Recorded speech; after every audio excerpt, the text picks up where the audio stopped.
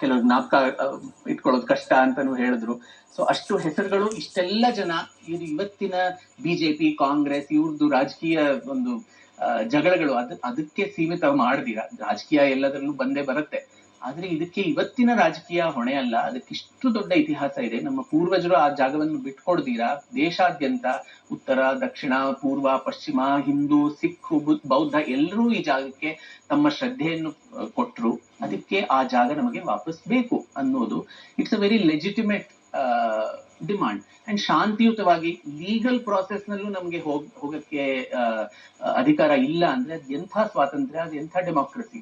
ನಾನ್ ನಿಮ್ಮ ಮನೇನ ಆಕ್ಯುಪೈ ಮಾಡ್ಕೊಂಡಿದೀನಿ, ನೀವ್ ಕೋರ್ಟ್ಗೂ ಹೋಗಿ ನಿಮ್ಮ ಮನೇನ ವಾಪಸ್ ತಗೊಳಕ್ಕೆ ನಿಮ್ಗೆ ಹಕ್ಕಿಲ್ಲ ಅಂದ್ರೆ ನ್ಯಾಯಾಲಯದ what is the use of a democracy? And ನೀವು ಹೇಳಿದ್ರದ್ದು ಇನ್ನೊಂದು ತಾತ್ಪರ್ಯವೂ ಬರುತ್ತೆ. ಭಾರತದಲ್ಲಿ ಈ ತಿಕ್ಕಾಟ, ದೇವಸ್ಥಾನಕ್ಕಾಗಿ ಹೋರಾಟ ಇವೆಲ್ಲ RSS ನಿಂದ ಆಗ್ತಾ ಇದೆ, ಬಿಜೆಪಿಯಿಂದ ಆಗ್ತಾ ಇದೆ, ವಿಶ್ವ ಹಿಂದೂ ಪರಿಷತ್ತು, ಬಜರಂಗ ದಳ, ಯಾವುದೂ ಇಲ್ಲದೆ ಇದ್ದಾಗಲೂ ಈ ಹೋರಾಟ ಇತ್ತು. ಹೌದು.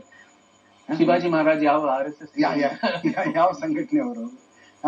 ಬಜರಂಗ ದಳ, ವಿಶ್ವ ಹಿಂದೂ ಪರಿಷತ್ ಇತ್ತ. ಅಹಿಲ್ಯಾಬಾಯಿ ಹೋಲ್ಕರ್ಗೂ 700-800 ವರ್ಷಗಳ ಅಖಂಡ ಹೋರಾಟ ಈ ಸಂಘಟನೆಗಳು, ಈ ರಾಜಕೀಯ ಪಕ್ಷಗಳು ಇಲ್ಲದೆ ಇದ್ದಾಗಲೂ ಇತ್ತು ಅಂತ.